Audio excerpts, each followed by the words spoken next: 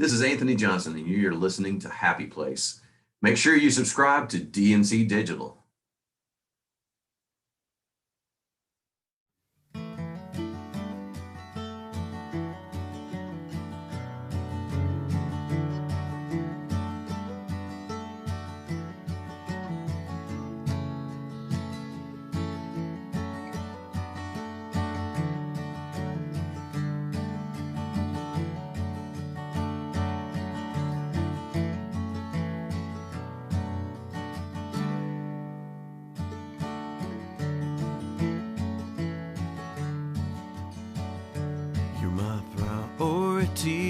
Best friend, my playmate till the end of time. Sometimes I can't keep you off my mind. You're my one to keep. My heart's in. Nobody tells me when. You're mine. The only one I thought I'd never find. And you're my happy place when I see your face. This is right where I belong. And when I win or lose, as long as I'm with you, my darling, you're my happy place. Oh, my darling, you're my happy place.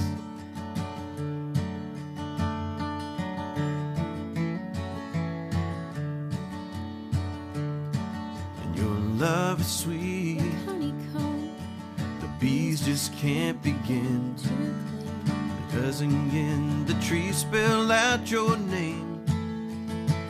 And when I lay me My down last breath, into the setting sun, I I go with all the love we ever made. 'Cause you're my happy place when I see your face. This is right where I belong. And if I win or lose, as long as I'm with you, my darling, you're my happy place. Oh, my darling, you're my happy place. You're my happy place when I see your face. This is right where I belong. And when I win or lose, as long as I'm with you, my darling, you're my happy place. Oh, my darling, you're my happy place.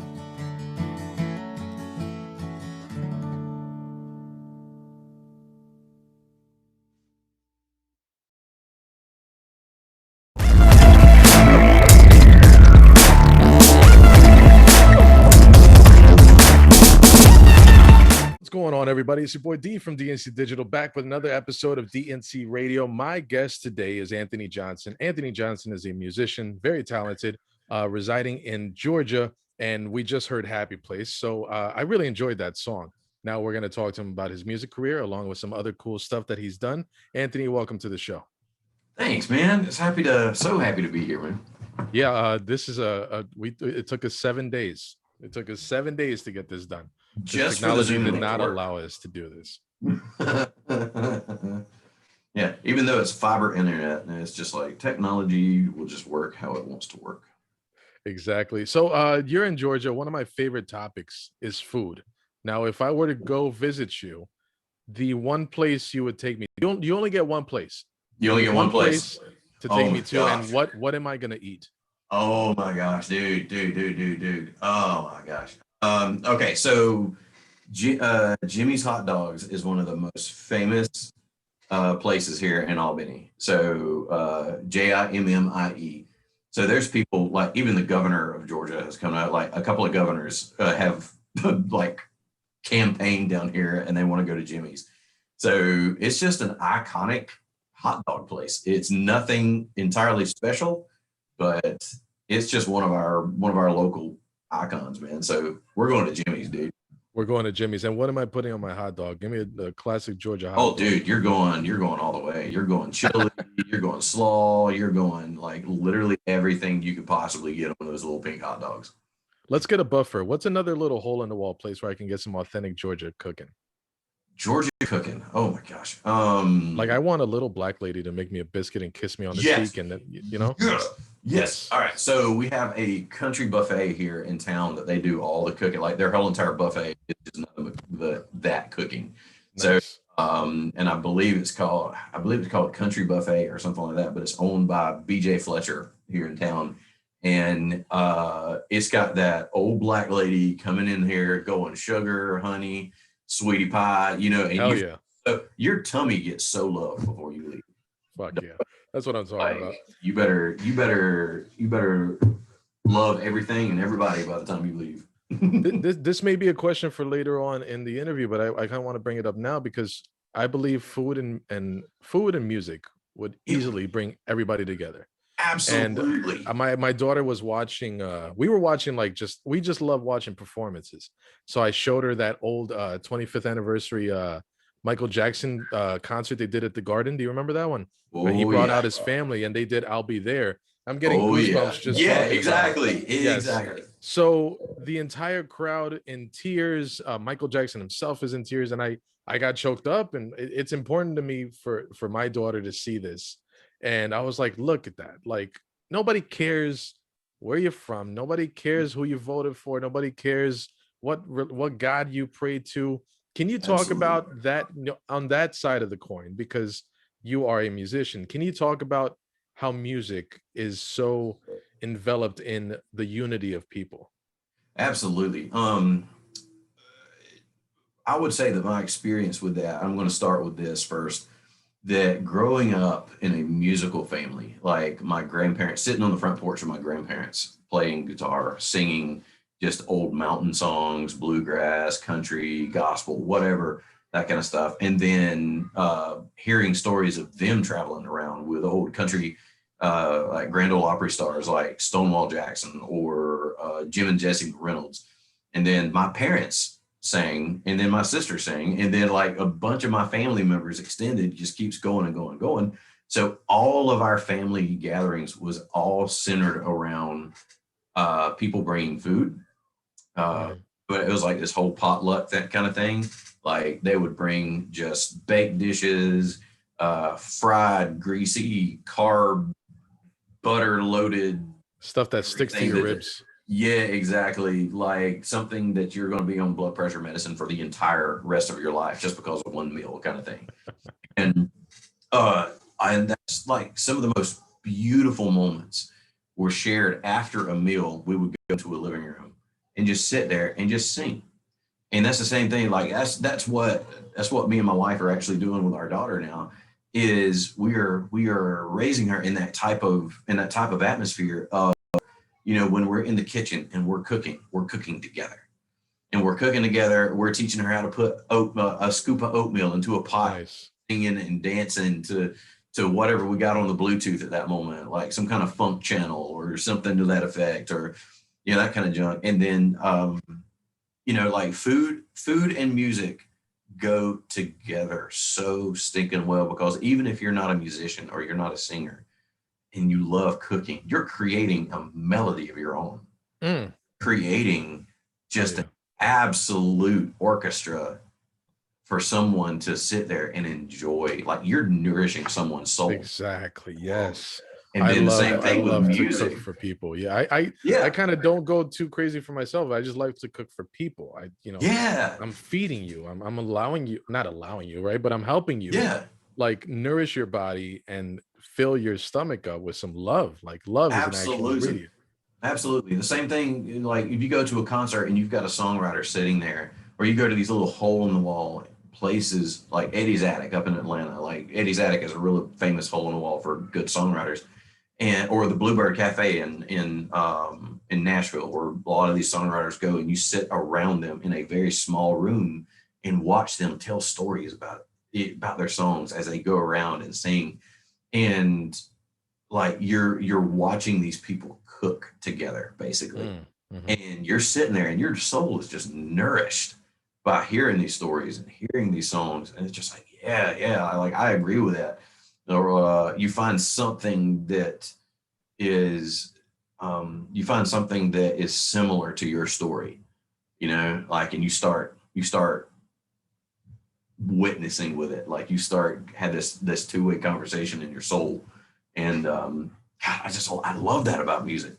I absolutely love that about music. It's just like There's a quote, and I'm not sure who said it, but it always stuck with me. It says, music is man's greatest achievement. And when you take a piece of wood, you strip everything away, a guitar is a piece of wood with some strings. that's all it is. You take something like a drum that's like a bowl with something on top, or you just write down some words and you can get emotions out of somebody. It's just a crazy kind of process that you can just put something together. And I got songs that make me cry no matter how many times I've heard it. Exactly. As a musician, do you feel that kind of responsibility, or do you kind of just leave it at the layer of, let's just hope I get a positive response? What I do whenever I write and whenever I play is not to invoke any kind of emotion on purpose. So if someone witnesses with that, and someone is really feeling that part of the story, and they have that emotional response, because whenever I write a song, or whenever I am composing for a film, or I'm doing anything musically, I take bits and pieces of my soul and just literally pour it into it. So whenever I'm done with a piece of music, it's like a wrung out dish rag. Like I am dry. I am completely dry. And that's what I love about with doing movies. The story's already told. And the thing is you don't want to over tell the story, but you want to boost the story that's already there. And you don't want to manipulate people's emotions, because that's when you start getting into that really shameless manipulation. Like I'm going to make you cry. I'm going to that. But just music in itself, especially if you are listening to a piece of music that is written out of someone's soul. And that's like you said about Michael Jackson, like Prince, Michael Jackson, you can listen to all of these different musicians, and you can tell they put 100% of who they are into every single song that they did. I mean, Purple Rain, dude. Jesus, yeah, doves cry, and like, come on, man. Instrumental of Purple Rain the other day by someone, and I was sitting here like with chills all over me, just because the sheer music of it was not manipulating my emotions, but it was inviting me into something that was already happening. It was we sleep with the TV on. Excuse me. And it was the night after my grandmother passed away, and it was in the beginning it was just my mom around, so she was working so much because it was only her, so I spent a lot of time with my grandparents, which in turn made me closer to my grandparents, so I took it hard.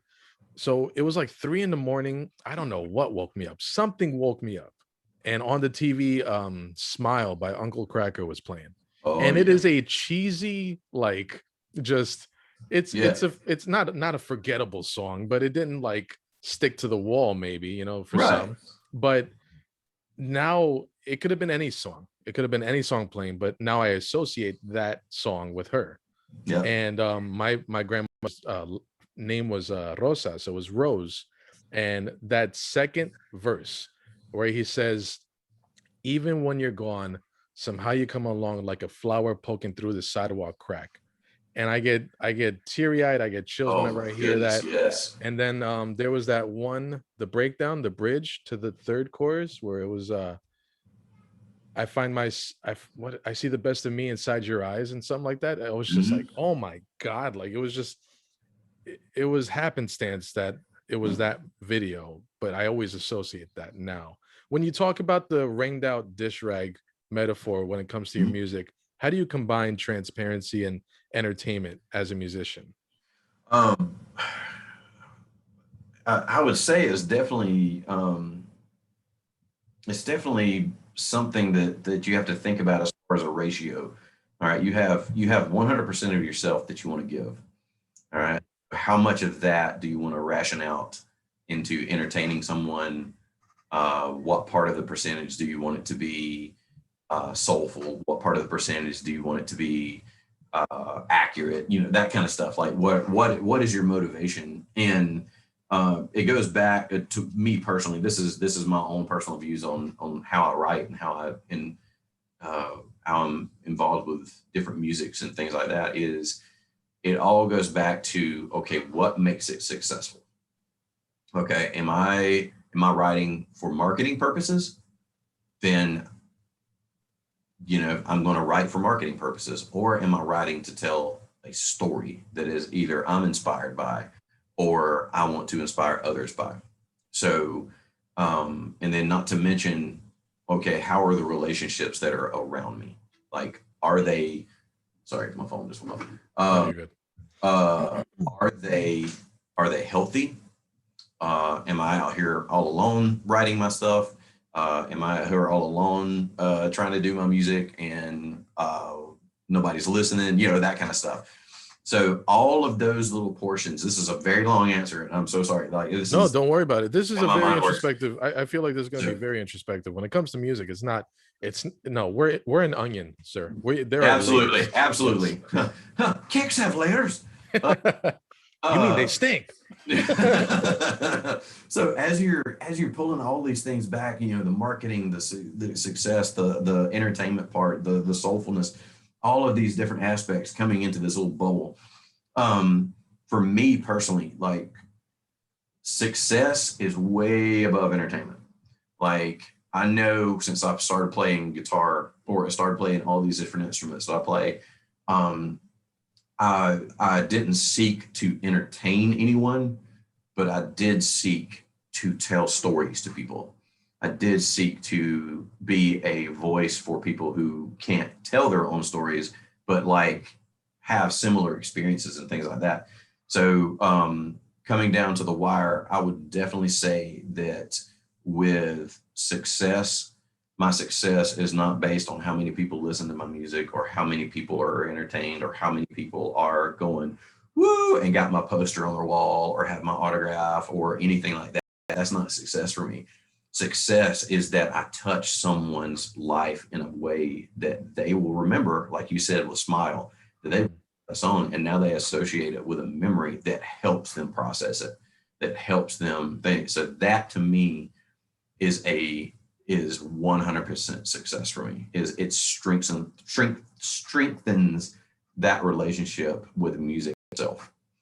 Um, and isn't this huge? You know, somebody's listening because they're like, wow, that production value is so good. That Oh, okay, okay. No, like it's a different they're angle to listening. come in through.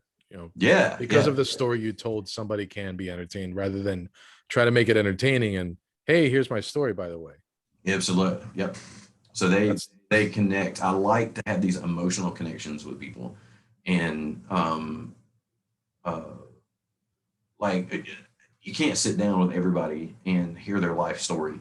You can't sit down with everybody and spend 6 hours tracing their family tree or finding out who they are, that kind of stuff. You can't sit down with every single person, but you can share a bit of yourself out, like mhm. with a song or a story or something that you've experienced, and people are listening to it and they start connecting with it.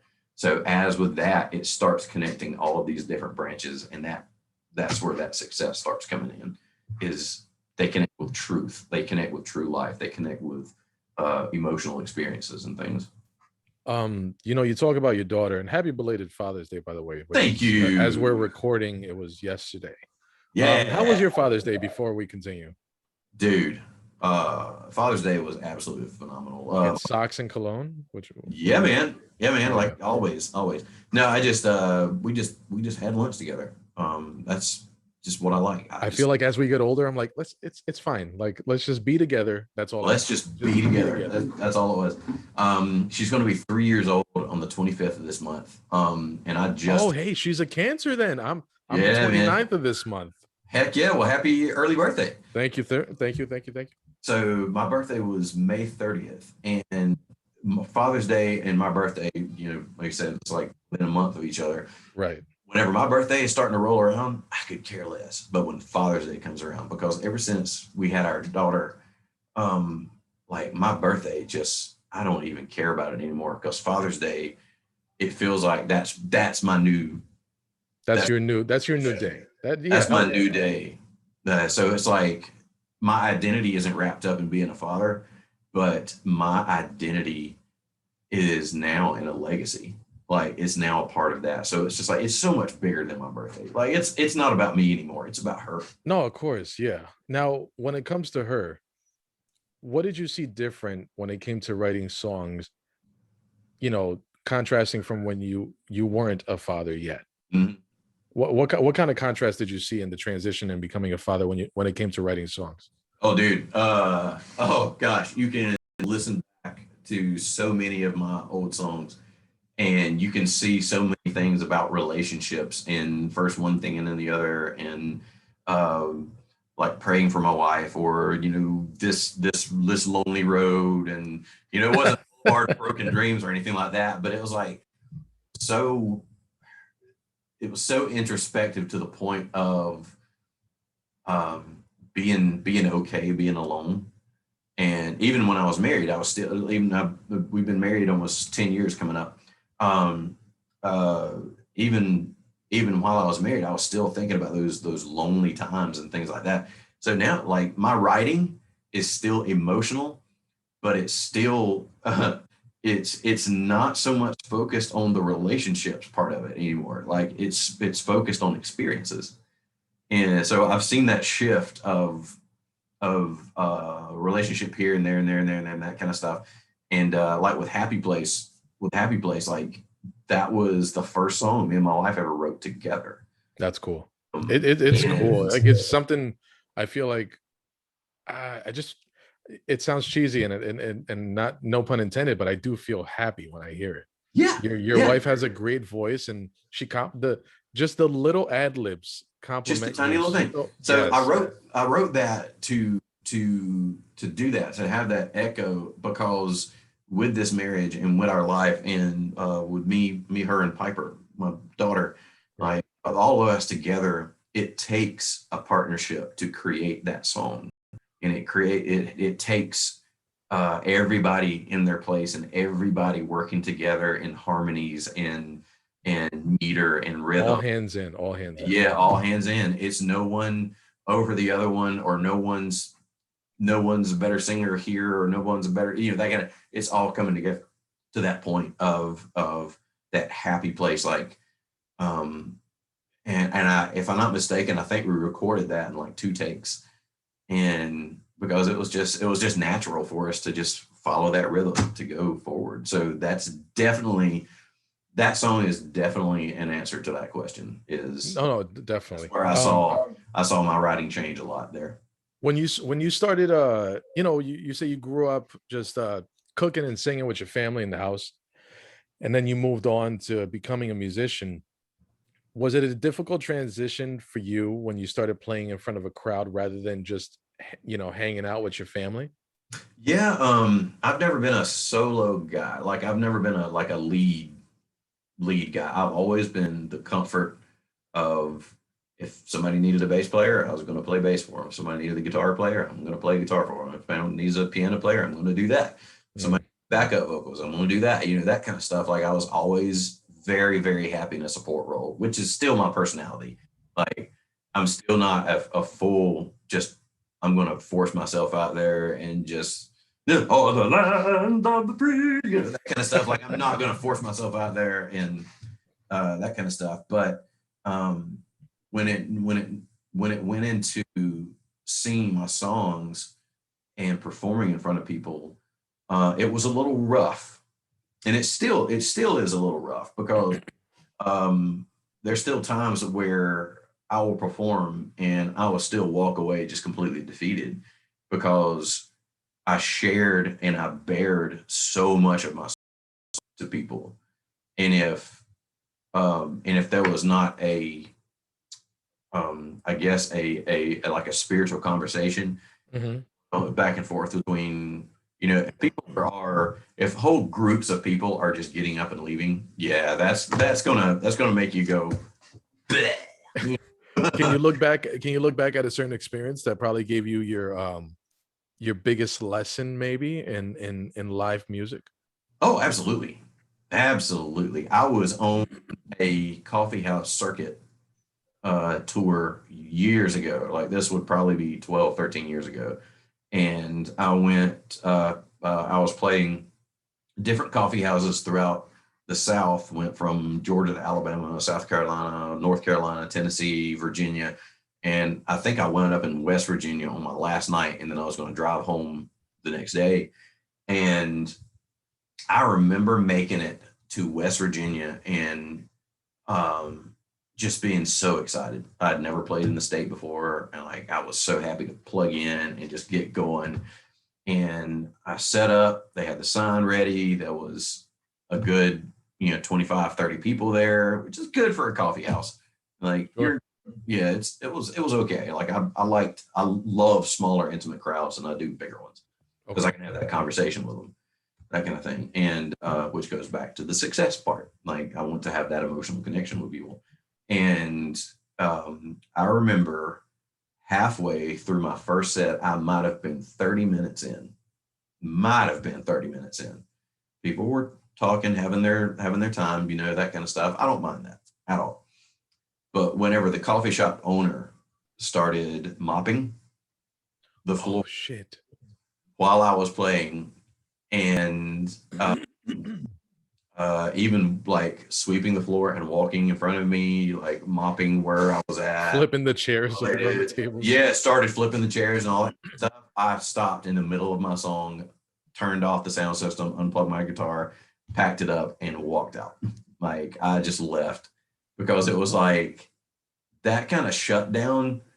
It didn't wound my soul, but it's like you just know whenever you're, Not appreciated. yeah, one, not appreciated, but where there was no success to be found there. There was no conversations to be had then. So the best thing to do was just, all right, I'm going to go back home. See ya. And like they never called, they never said anything, they never messaged. And I wish them all the best. They had great coffee. It just wasn't. Sometimes the music and the partnership just does not go together, and that's fine. Sucks. No, Completely fine. things like that happen. Did you find Absolutely. it did you find any little tricks of the trade to keep people's attention in a certain setting? Kind of like coffee Uh, house when the people are having the conversation, but then they're like, "Oh man, this guy, he sounds good," and then that shift of the body to give you their attention. yes. So there's a place I was playing at regularly that um, I started as background for a little while, and as things progressed, people started. They're like, I had this set thing every single week that I was going to be playing this time for 2 hours at this Saturday time, that kind of stuff. I was their regular, and then people started inviting people to come with them, and the table started filling up more and more, and people were eating less and drinking less and doing more of this, Dope. that kind of stuff. And like that's when it took time because, and I completely understand that it took that time because over that time I was able to form a relationship with these people. Like they knew what they were coming to expect. They knew what they were coming to interact with, and I knew what I was getting into by coming there. So I knew what I was bringing, and I knew what they needed and what they wanted. So I would change my set list based on either who I would see in the congregation, who I would see. No, no, hell yeah, you are Yeah, that's holding congregation. choice. Yeah, there we go. Yeah. But who I would see at these tables and who I would see at these chairs and things like that, I would change the set list based on that, because it would like, I would know some of their story, or I would know some struggles that week, or I would know some of these things. So I was able to share some of those things with them. And so I saw a huge shift in that, because I wasn't able to read the room as well as I do now. I can, instead of following that set list of I'm playing this order of stuff and I have there's no changes happening at all, but being able to read the room and have a conversation, have an emotional conversation with these people based on what you are feeling and what you're getting from them, and being able to respond with that with another song. It's like ultimate multitask, because you're playing and you're singing, but you're also looking at maybe some body You're looking language. at body language. You're looking at body language. You're looking at emotional responses. Are they talking more during these, or are they talking less during these Their things? eyes shift. Less. Are their eyes shifting? Are their body language turned towards you? Or am I giving them opportunity to talk?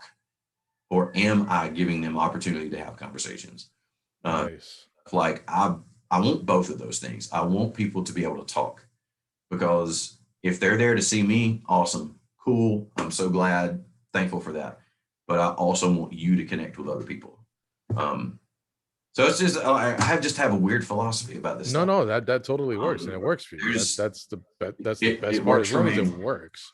And not to mention, it goes back to the idea of success that I have, that I'm not there to hang my name in lights. I'm there for these people to have an experience. When you talk about success and people are trying to chase whatever their definition of success is, there's always these checkpoints where they say, these short-term goals where they say, okay, I got this, now on to the next one. Or, when were those turning points for you when you realized, okay, this is working, or like, oh, wow, that's a small accomplishment. When was that point for you where you got to stand back, look at the house you're building, and like, okay, I got a wall at least? So that would be around my early mid 20s. And I don't have the greatest confidence in my songwriting or singing ability. Like, I still don't.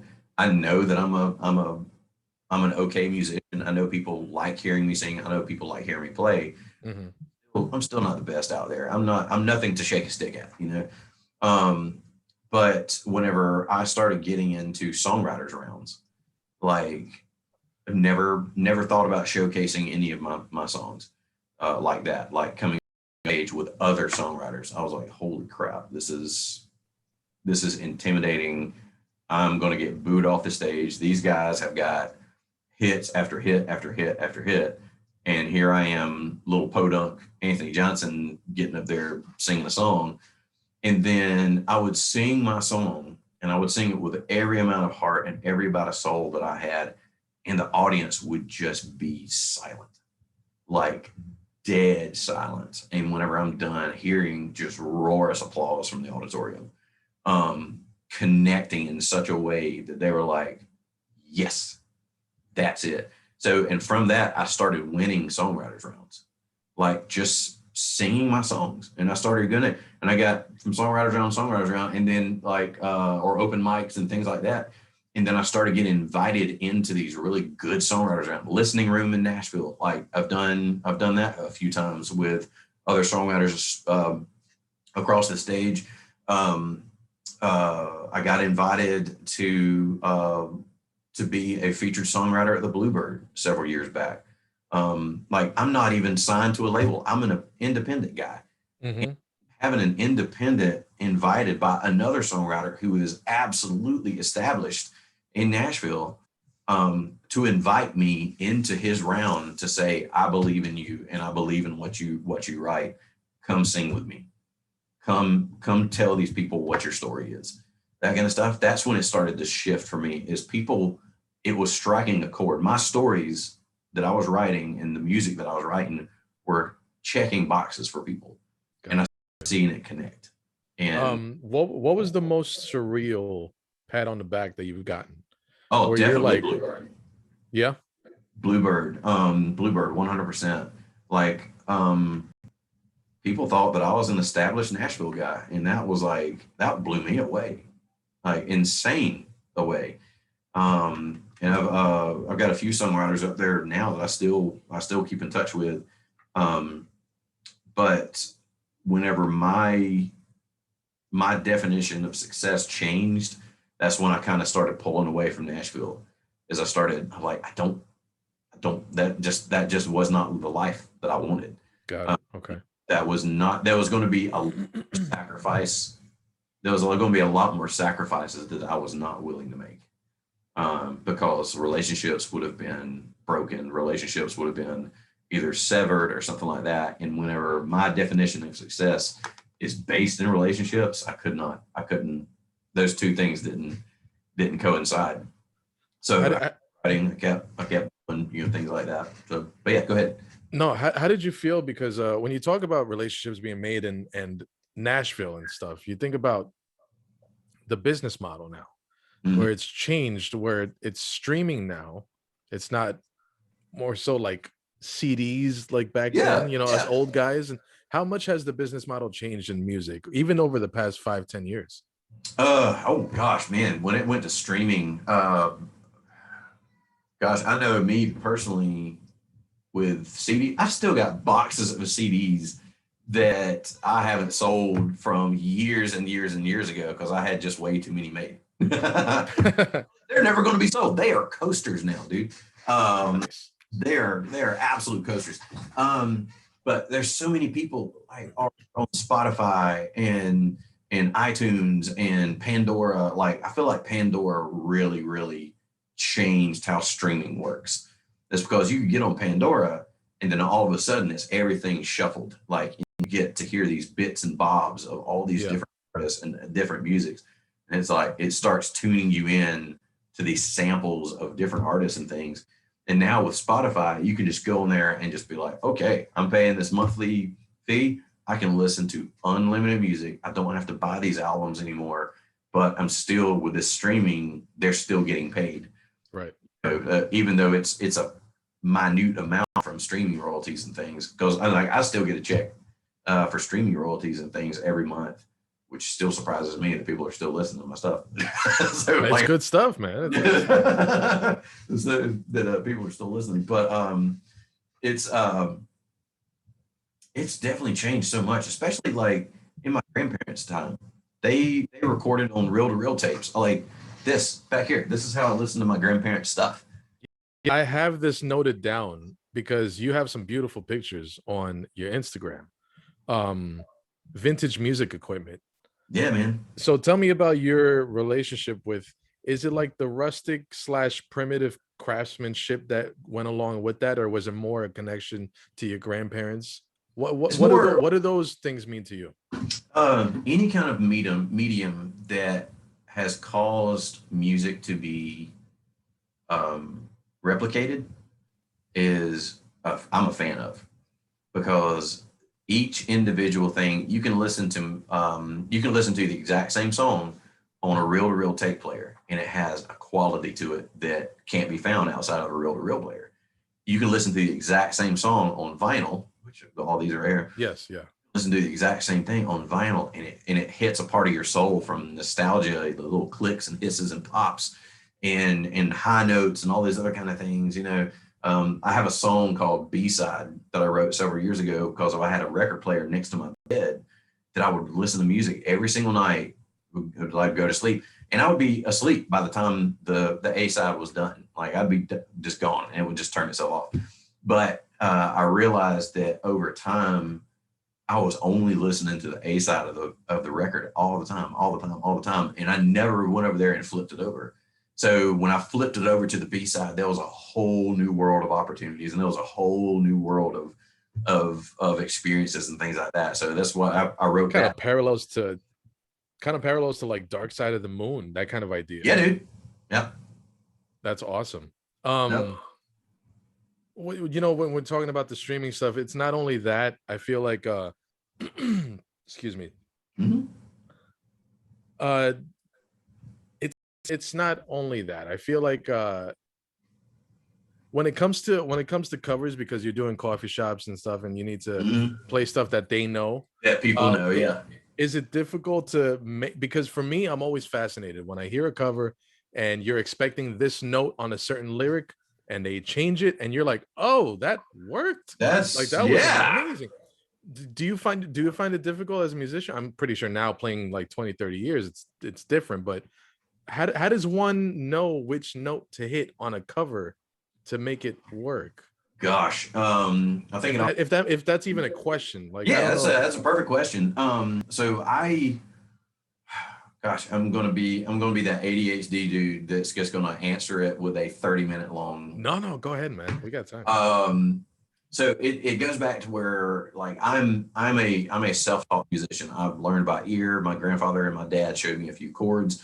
So I never knew what music theory was until I was in my 30s. When somebody would say music theory, I don't know what that is, but I knew what I was playing. You told me to play a G, I'm going to play a G. You Mhm. play a D, I'm going to play a D. That kind of stuff. And I knew all my minors and all my sevens and all my, sharps and flats and all this other kind of stuff. I knew how to manipulate music on my own. And I knew what notes went with certain scales because I sat there and I experimented and I experimented. Okay, all of these notes sound good in this scale. Okay, all these notes sound good in that. So um, taking those things, and whenever you're playing, let's say everybody wants to rule the world, you're doing a cover for Tears for Yeah. Fears, and you've got that guitar part, the dun, dun, dun, dun, dun, dun, dun, dun, that kind of stuff at the beginning of it, and then whenever you're getting really into it, and you change one little note on that, and it's in that scale, you've made it your own, but you've also not went outside of that theory. So I actually took a course from Berkeley School of Music a while back because I was so fascinated with, okay, what is this music theory thing? And it was probably like 3 years ago I took this course. And then as we're going through and I'm writing these notes on these sheets and, understanding diminish and augments and all this other kind of stuff, like the whole entire world just opened up to me because one, it's like someone who has never spoken Spanish a day in their life Mhm. moved to a Spanish speaking country, got immersed in the culture, and just learned how to speak Spanish by being around the people. Never had a textbook, never anything, but learned how to speak Spanish from being around the people versus going to a classroom and learning a structure and learning, that kind of stuff. Gotcha. Yeah. So that there's someone who has lived in that culture for 20 years speaking Spanish with people in the culture, and then they go to a classroom setting and sit there and go, okay, I really want to know what the structure of this stuff is. So that's what I was bringing into it. Is it didn't destroy my ear. It didn't destroy my ear training. It didn't destroy my personal way of doing things. Would you say refined it? Oh yeah, but what it did is it opened up so many more windows and said, hey, now I know how to communicate to other people what I'm doing. Now Got it. okay, this note, like, well, the reason why that they play this note in this key is because of this or that kind of stuff.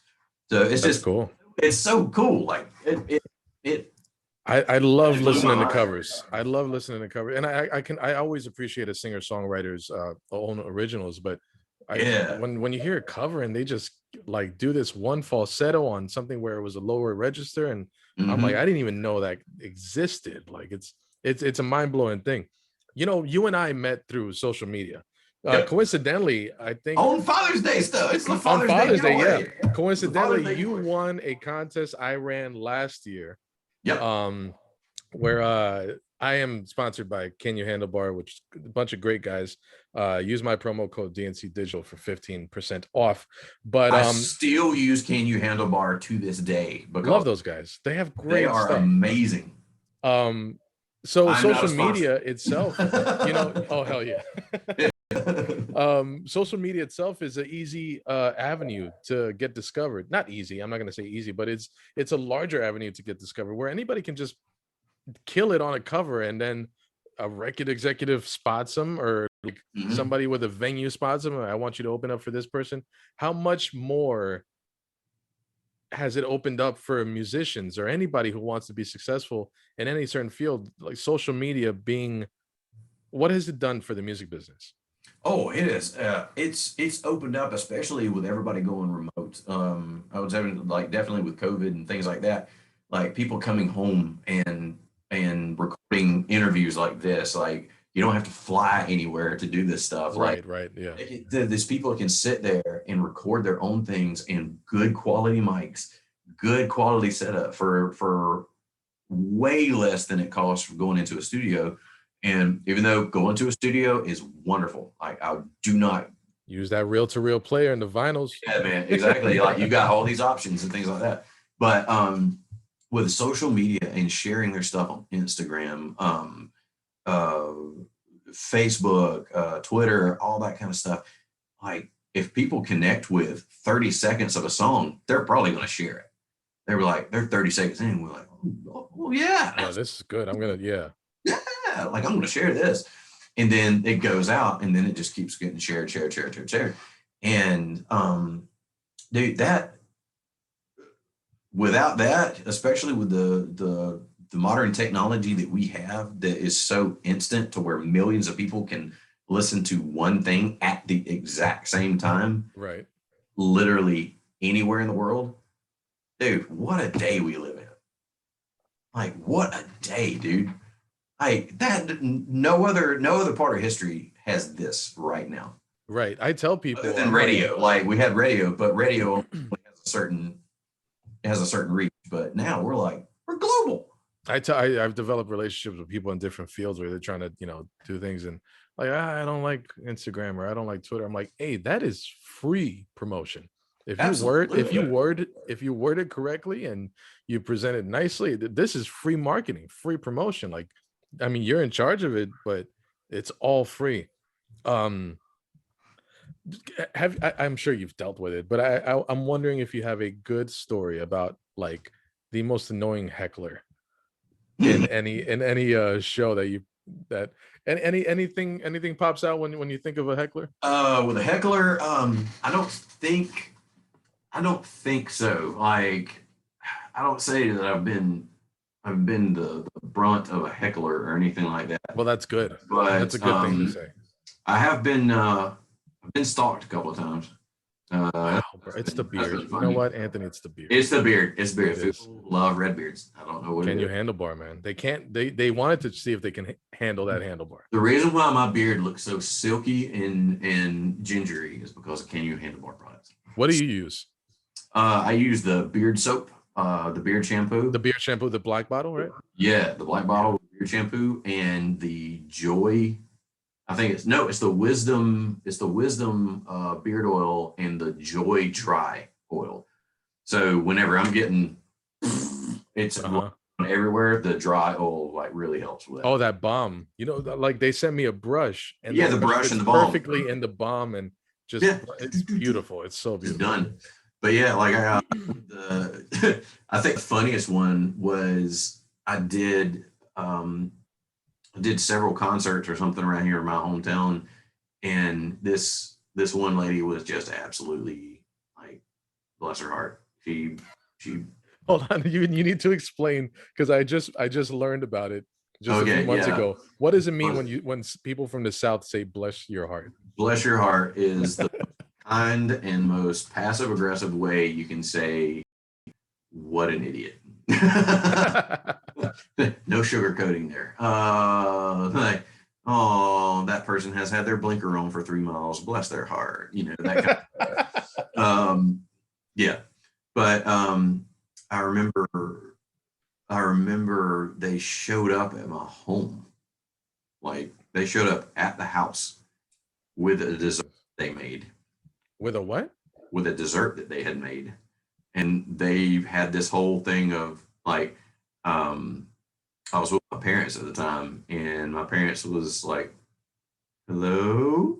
And I said, "Oh, I was not there. I went and hid. I went and hid. I knew what was coming. I just went and hid to let them handle it." And I think I heard her go, "Just in the neighborhood," and I thought I'd drop this by in case y'all are hungry and things like that. And oh gosh, please, bless your heart. But did you recognize her from the Yeah, show? yeah, several Oh, okay, shows, okay. several shows. But she had found out where I lived and brought me dessert. And yeah, Threw it away. that was fun. And I was like, okay, well, this is part of any kind of popularity I don't want. I mean, I like dessert. That's great. I'm like, give me cake all day long. I'm actually a pie over cake guy. Let me just say that. Like, Your pie over cake. you give me diner food, 100%. Really, diner. Diner pie is like should be in a food group on its own. Man, like, when I'm gonna greatest tell my thing on earth. girlfriend we got to travel to Georgia to have a double date with you and your lady. Diner pie. Heck yeah, with a nice crappy cup of coffee. Man, Oh, hell yeah! Damn, good. you make it sound. You're so poetic in your descriptions of scenes. Yeah. Hey, can you tell me about Part of the the experience. Oh no, yeah, it's all about the experience. Hey, tell me about your collection of pipes and what is it about the pipe that you is that another old school type of deal, or is that something you watched your grandfather do? No, I like nobody in my family smoked. But I got into this thing of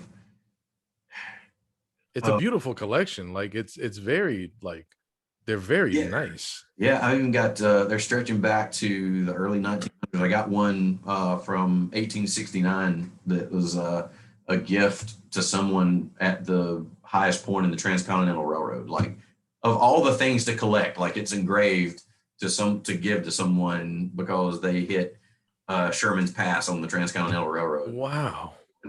Up there.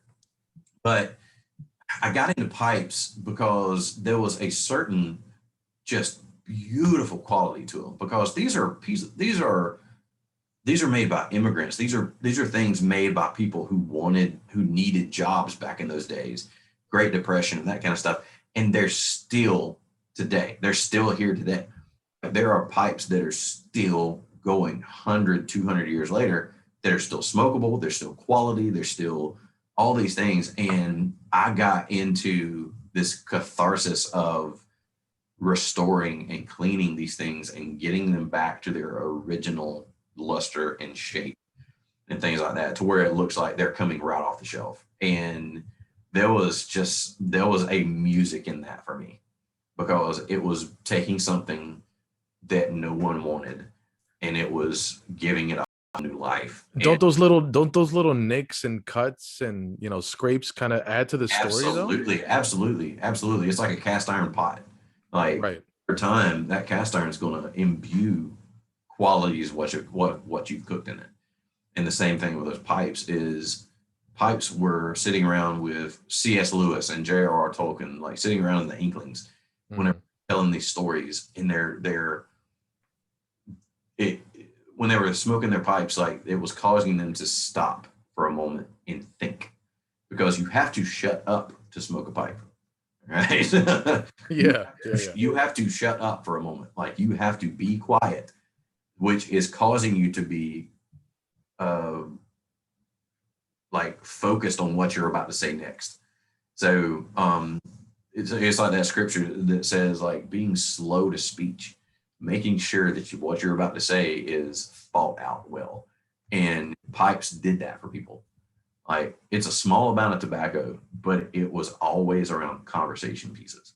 It was that sounds pretty cool. I think a man looks cool as hell when they're smoking that. Absolutely. And I can't tell you how many times I've been out in public or something like that, and it was just like I needed time to just sit and think. Those are some good moments. Awesome. And it's not just pipes. You have a fascination with pens too. Is that correct? Oh my gosh. Yeah. What comes in a good pen, sir? Oh my gosh. Okay. One second. He's going to bring him out. I'm going to bring him out now. Oh yeah. I want to see this. Heck yes. Okay. Yeah. So like beautiful pens. We're about to run the gamut here, dude. Let's do it. All right. I am not a penaholic. Like I don't just collect pens just for pens. But I'm going to collect a pen that is going to be of one, good quality, and two, there it is. I was trying to figure out where all my pens are. They're spread all over my office because I write in different places. Yeah. Yes. Okay. You're really hitting the gold mine here, dude. That's what I do. All right. So these are my babies. Okay. Okay. Just crap pens like everybody else, like absolute crap. But each Okay.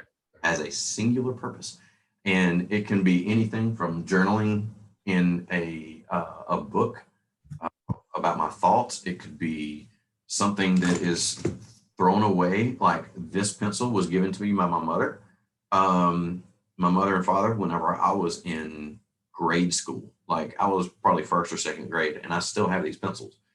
So like these pencils have a connection for me. Right. It gives me a connection to the paper. So whenever I'm writing a story or if I'm writing a song, I always use That's your songwriting pencil. like these are songwriting pencils for me. Like these are like that kind of stuff. But one of my most favorite things to write with are fountain pens. I don't have a huge collection of fountain pens, but this one was made by a pen maker here in town. Georgia Pen Company makes this. So shout out to Georgia Pen Company because dang, you make some great crap. But fountain pens, you can't. Wow, look at that. Like fountain pens, like these have the cartridge. This is it. The cool thing about these right here is you can still get the ones that have the little lever on the outside of it that made you go yeah, old cartoons and stuff Got like it. that. Yeah. See, and then they just squirt it back on the people in the cartoons.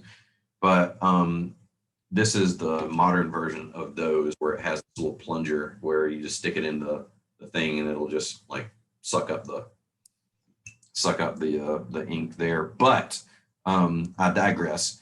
Pens like this is like the pipes. It causes you to stop and take your time because it takes time to get these things going. But once they get going, like You get going. It's weighty. You feel the scratch on the paper. You feel like it's tactile. Like it's very tactile. It's an experience in itself. But also you have to take your time writing because if you don't, it's going to be messy. It's going to be sloppy. You're going to just run ink all over the paper, and it's just you're not giving the ink time to dry as you're taking. That's a beautiful thing. I've never heard anybody explain pens like that and keep, designate a certain pen for a certain there are certain pens for dirt. Yeah, so it's pretty thing. And then you got to get these Bics that these are Old Faithfuls, man. These are Swiss Army pens is what they are. But I absolutely love pens and just writing utensils and stuff like that, stationery in general. Because anything that is one inspiring me to write, pipes help me write, pens help me write, a good notebook helps me write, like all this kind of stuff. Like it's so cool. It's awesome. Before we started this, we talked for like 15, 20 minutes off camera. Tell me about how you became one of the Ghostbusters in Georgia. Oh my gosh. Okay. So one of my many talents is I speak in fluent movie quotes. All right. So nice. Yes. I grew up basically in a video store, and which made me really happy. You're wearing your Blockbuster shirt right now. It makes me super. Oh, hell yeah. Look at that. So I grew up. This is like this. Oh, I'm sure you saw the Blockbuster documentary. Yes. Yeah. And my daughter's an old soul. Like she doesn't really listen to stuff now. And you know what? It might make you proud because she's doing percussion in school. And sidebar. So she tells me, she goes, Dad, I can read music. I was like, wait, what? She's 12 years old. And I was like, so I can put a sheet of music down in front of you and she's like, I might not be able to keep up, but I know what I have to do. And then she tells me, she goes, Dad, now like when I hear music, I can separate, Yep. I can separate all the instruments. And I'm like, that is so cool. I told her she's so cool. Like she wears bucket hats and band shirts and like old pop. You can see her on my Instagram. She has like a Rugrats one and like a Nickelodeon one and a Pink Man, Floyd. No, she's such a cool kid. Way cooler than I ever was at her age. But man. yeah, we saw the documentary and she's just like, I want to open up one. I want to open up a video store. I'm like, to tell you the truth, baby, it's not very cost effective because people are just so, it's going to be a more of a walkthrough conversation piece Yeah. rather than anybody renting or doing anything. But it Yeah. just feels good. We were at a thrift shop and I bought like 10 VHSs for like $4. And it was movies that I already have, but I'm like, Yeah. no, we need to have it like I want this. yes, Yeah. exactly. So Yeah, tell me about the my video mom, store you grew up in. yeah, my mom managed a local video store, and whenever I'd get off the bus after school, I would like they would either drop me off at my grandma's, which was like 2 blocks from the video store. So I would, drop my book bag or something at grandma's, and then I would, walk to the video store, and I would just stay there until it closed. And I would help put movies back. I would help check people out. Like I think of just going to a video store and there's a 6-year-old clerk, like with his knees And on a stool. he knows he because- has more movie knowledge than you do. Yes, exactly. So like this 6-year-old clerk is up there on his knees because he can't really see over the counter. He's on the thing, but I'm like checking people out and scanning and this one thing and another, operating the computer and all sorts of stuff. And just like I have fond memories of that. So mom let me take home one movie a night. Mhm. So, okay, you can take one movie. So I checked out Ghostbusters. I checked out Back to the Future. I checked out every single Disney movie that you could possibly imagine. Like almost every single 80s or 90s movie. Like I've watched it multiple times. We're like you name something, I've probably seen it like 12. Give me your top movie. What Oh, is your top movies, Back to the Future. Back to the Future. Okay. Yeah, Give me your Back to top the Future. comedy. What is your top comedy? Oh gosh, Ghostbusters.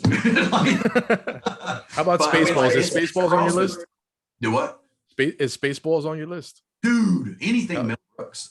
Hell yeah. Naked Anything or Mel what about some Naked Gun or Naked Airplane? Gun from Police Squad. Yeah, dude. Some of those. Oh yeah. Nielsen.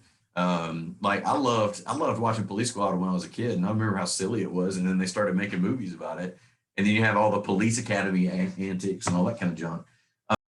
But it's like watching all of those movies growing up.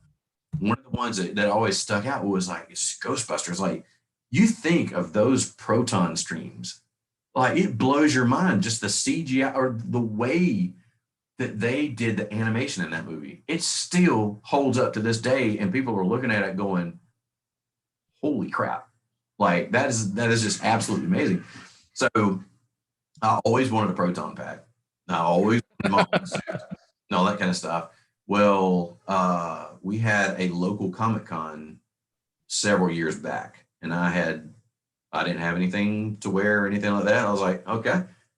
All right, I'm going to go all out. I'm going to freaking make my Ghostbusters uniform. So I ordered the khaki jumpsuit, got all my patches, got my Johnson name tag right here, got my Ghostbuster on the sleeve and all that kind of stuff. Couldn't afford to build a proton pack because it was like $2,500 to build one of those things.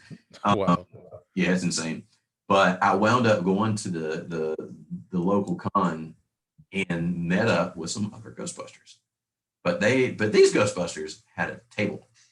I'm like, okay, I'm intrigued. Why do you have a table? And stuff. So I started talking to them, and they started telling me about all of these different Ghostbuster licenses and like different franchises in different states in different times, like all these places, literally all over the world.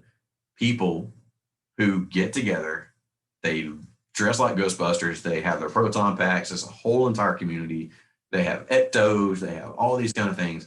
And it's an entire generation of people that are my age because now we have the money to do it. And Yep, exactly. that's what we want to pour our money. We have adult money, and that's what we have adult money. Yeah. So this is exactly what it is. But the thing is these Ghostbusters, they do children's hospitals, they do community benefits, they do parades, they do a lot of kind of stuff. So the same thing that the Ghostbusters did for us as kids, the Ghostbusters, like the Georgia Ghostbusters and these other franchises all around, are still doing it to a brand new generation. Like they are looking at it and going, holy crap, the Ghostbusters are real. Look at the proton packs, they're lit up. I can hear them. Or, oh wow, it's like their proton pack, the smoke coming out of that proton pack smells like burnt marshmallows. That's cool. You know, that kind of stuff. But it's just like that's impacting a whole another generation of kids, and even people who are, you know, my age that have never seen Ghostbusters in real life.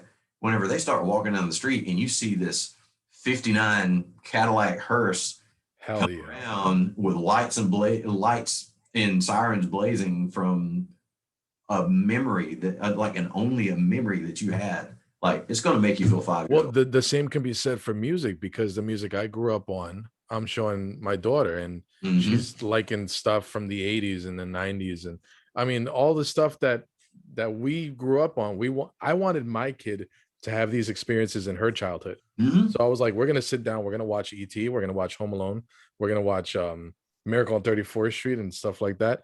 Tell me, I know you have a certain, I can't see it on your shelf, but you have a certain character from a certain movie. I would like to know if you cried in the Wilson scene from Castaway. Bloody hell yes. Yes. It's a damn ball. Dude. Ball, but it was his best friend. Yes. Whenever he lost it, I lost it. Gone. How about Wilson may be a ball, but it was a ball, BAWL. Like it was like nice turn of phrase. That was good job. Been waiting for that one. Wordsmithing this stuff. Yeah, I've been holding that in the whole entire interview. In the entire time. But yeah, like Castaway was one of my favorites because he has like 1 or 2 pages of dialogue. Yeah, that was it. And then he took a year off to like lose the weight and grow the hair. It was awesome. Yeah, and just like that is connecting. That is connecting emotionally because you're connected, you're invested in his story. And then you have Alan Silvestri, which is his son picture right here. Alan Silvestri's score to that was so simple. It was 1 or 2 notes every once in a while. And then you have this high clarinet at a certain point, and it's like there was nothing that was overshadowing the story. It supported that story so much because what it was doing is music. That music was telling you what you were already feeling, but it was putting movement to it. And that's the thing is with music, it's just like whenever there are no words to express what you're feeling, there's always music. There are always music. There are. You have something in common with my brother. He loves this guy, and I think I saw this on your shelf. I saw this somewhere. Did you ever find yourself as an adult becoming more and more like Alf? Dude. When I was a kid, I would like there he is. When I was a kid, I would laugh at it. Oh, you got a Teddy Ruxpin, right? Yeah, that's my original Teddy Ruxpin. It still works. No, when I was a kid, I would laugh at it, and then when I was an adult, I'm like, he is a representation of all of us. He really is. So the best quote from Alf that still rings true to this day is whenever he walks in and he's sitting there just reading the paper. Right? Just an alien. Yeah, sitting there reading the paper, and then Alf walks in. Hey, Willie, do I smell bacon? And Willie looks down and he's like, no. And you see little Alf fingers doing this. He's like, well, I'd like to. You know? It was like I'd like never forgot that quote because it was so perfect. If Anthony, if somebody came up to you, you say, you know what, Anthony, we're gonna give you a house and you get a choice of 2 houses. Which one would you pick between the Mrs. Doubtfire house and the Tanner house? Dude, oh my gosh, I've visited both of them, That's honestly. exactly why I'm asking you this. Ooh, I've visited both of them. Um, I would go with the Tanner House. Yeah, The- definitely. So with the Doubtfire House, all right. So, and I'm going to explain my answer a little bit better. So the Doubtfire House, yeah, it was a broken home, and yeah, it was Robin Williams, but there was so much surrounding that house that was conflict. It was just Hmm. conflict. It's beautiful home, absolute beautiful home. But if you think about the Tanner House, there was always friends coming and going. There was always people in the kitchen. There was always people, downstairs, like in Uncle Joey's room or something like that. Like there was a band downstairs. There was all this kind of stuff. But like that was the Kool-Aid house. The Tanner house was a Kool-Aid house. Like that was a house you wanted to go to. Oh hell yeah! And you know what? Now that you talk about it and you describe it like that, it kind of sounds like your childhood home, where people were just coming in and Yeah. hanging out and feeding each other and playing music. My last question to you is one that I kind of find myself connected to, and I'd like to know about the sheriff badge that your grandmother gave you. Oh my goodness. Oh gosh. You really want to make me cry. um, so recently, um, so my daughter's turning 3 on next week, and this little piece of memorabilia from my childhood. So my grandparents took 2 weeks off every year when I was a kid because they always wanted to see the 48 states. They never got to see Alaska or Hawaii. My Okay. grandfather's still alive, but my grandmother passed away a long time, several years ago, and just loved her so much. Absolutely loved her so much. But there was something that she gave me whenever they went to the filming locations in Tucson, Arizona, before the set burned down years ago, where a lot of old westerns and old western TV shows were filmed. Like old Tucson was the place to film. And whenever she went out there, she brought me back this gold sheriff's badge in this little plastic container. The thing probably cost $3 or $4. That's it. But that thing was so precious to me. It was the shiniest object I had ever seen. It looked like it was literally dipped in gold. Like it was the most precious thing.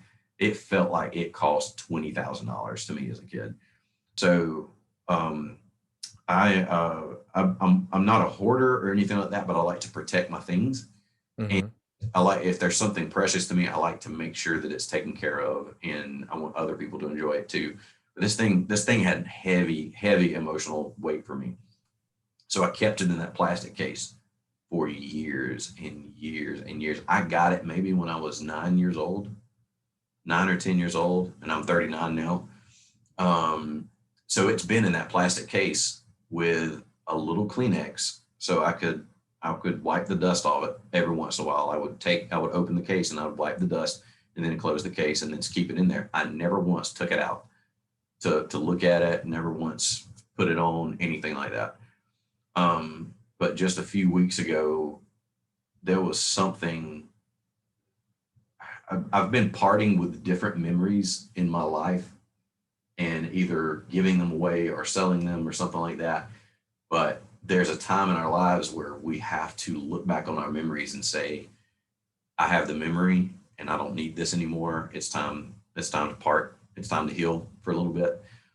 Um, my grandmother gave me that just out of the love of her heart. And she didn't know how precious I was going to think, think of it. Hmm. Yeah. I don't think she never planned that I was going to, that kind of stuff. And she never knew that where it was going to go. But something, when I was cleaning out some of my memories and some of my nostalgia stuff, I came across that sheriff's badge. And I said, okay, I think like it was like the sun had come up and it was like, it's time. So I took the case and I opened it up and I went into where my daughter was playing, and I took it out of its case, and I held it in my hand. I looked at my daughter and I said, um, there was a really, really special lady that you didn't get to meet. and her name was Laverne. And she was my grandma. Like, you know how much you love your grandma? She's like, yeah. And I said, well, Daddy loved his grandma very, very much. And this was something that she gave me when I was a kid. And it's very, very special to Daddy. And because you are special to me, I want you to have this because you are special to Daddy. And whenever I put it on, I pinned it to her shirt for the very first time, 30 years, never been out of the case. I pinned it to her shirt, and her little 2.5-year-old voice, like, she put her hand over it and she put her head down, and all she did was say, "Thank you, Daddy." Like that, like she knew, like you could tell that she knew. She knew, and it's been that was a precious moment. I feel like that it's been building to now. So, and I think we all have those people that are in our lives that impact us like that. And whenever we get to share those things with people that we love, oh gosh, it's so powerful. Jesus, bro, that was beautiful. I didn't think it was gonna go like that, but I just saw it, and that it made me think of my grandfather's ring. And excuse me, my mother gave me my grandfather's ring. I was very close to my grandfather, and I have it there, and it's tucked away. And I guess I can call myself a hoarder. I just keep stuff. My daughter, like, she found like a lid to like a paper cup from like Burger King or something. And she was cleaning up her room, and she's like, "I found this lid." I was like, "Oh, well, let's throw it out." She's like, "But I've already had it for so long." I was like, "What?" Yeah, it was like, It's a I've already lid. connected to it. Yeah, but I have my grandfather's ring, and it doesn't fit me. I just have it there. I just feel like whenever my daughter, I don't have a son. If I do have a son, it'll go to him. But Yeah, if my daughter decides to marry some idiot that I'm not gonna like, if I like the guy, maybe I'll call him by his first name, and maybe I'll give him the ring. And but there you go. no, it's a grandmother's love and a father's love all put together, and it's Oh, so man. beautiful. Hey, Anthony, I had such a great time. I think we talked for like 8 hours, and I but I love it. Let's really, do 9. Let's do 9. I really enjoyed it. But I know you want to play a little piece of a song called "Good Things." If you want to play us out, give us Yeah, like dude. first Yeah, first dude. bit of "Good Things," and we'll enjoy it from here. Ladies and Oh, gentlemen, sure. coming to the stage from Albany, Georgia, Anthony Johnson playing "Good Things." The Thank- golf clap. You got a golf clap. Yeah, golf clap, golf clap, golf clap. Woo! Georgia humidity getting to it. Do you ever do small talk before you start your songs? Do I know?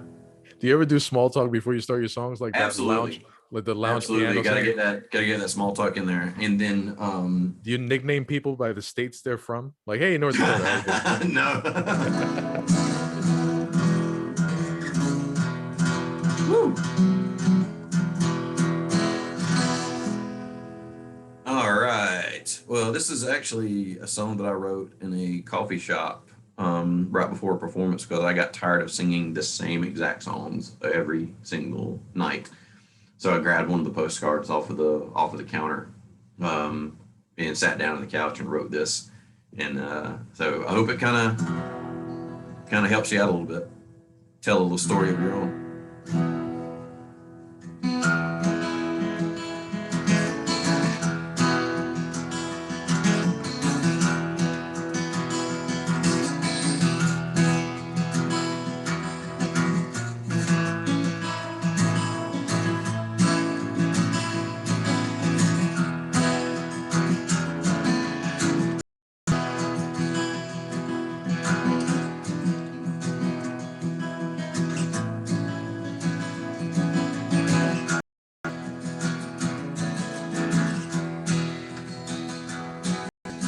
Walking down the road, shed heavy load that I've had too long.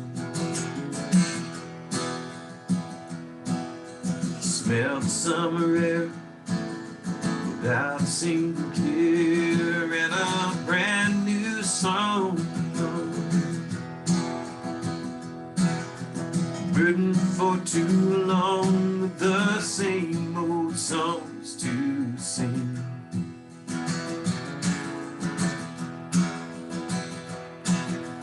I feel today is gonna bring good things.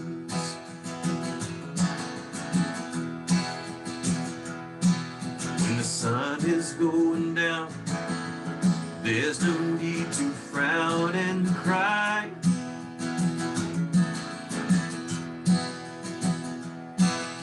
Tomorrow comes along, brings a brand new song if you will try. Burdened for too long, the same old songs to sing.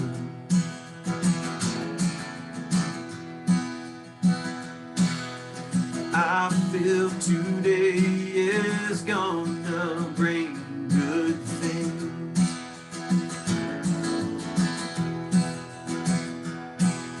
The melody is moving you to go.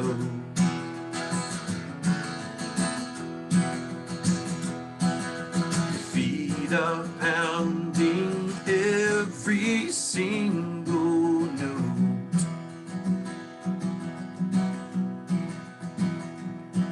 When the day has come along, the day has come and gone, and time is at an end. Walk the extra mile, singing with a smile your only song. Burdened for too long, the same old songs to sing.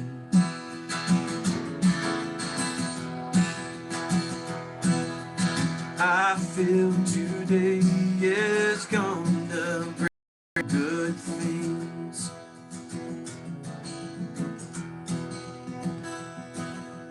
I feel today is gonna bring good things.